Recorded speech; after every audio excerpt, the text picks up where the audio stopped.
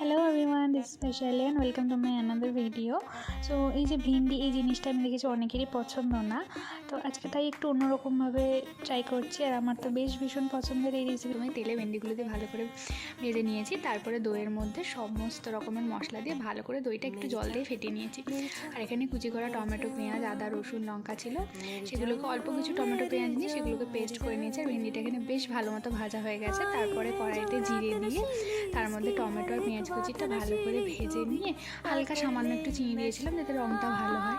তারপরে যে পেস্টটা বানালাম সেটা দিয়েছিলাম। তারপরে হালকা একটু কষে নিয়ে তার মধ্যে যে দইটা বানিয়েছিলাম সেই দইটা দিয়ে নিলাম। তারপরে হালকা নেড়ে চেড়ে ঢাকা দিয়েছিলাম। তারপরে মশলা থেকে তেল ছেড়ে যাওয়ার পর খানিক কাঁচা লঙ্কা দিয়ে আর একটু জল দিয়েছিলাম। ব্যাস, তারপরে মশলা কষিয়ে নিয়ে ভেন্ডিগুলো দিয়ে ভালো করে মিশিয়ে নিলাম। তাহলেই তৈরি ভেন্ডির এই রেসিপিটা। ব্যাস, তারপরে গরম গরম সার্ভ করতে হবে। আমার এই ভিডিওটা যদি ভালো লাগে তাহলে আমার চ্যানেলটা সাবস্ক্রাইব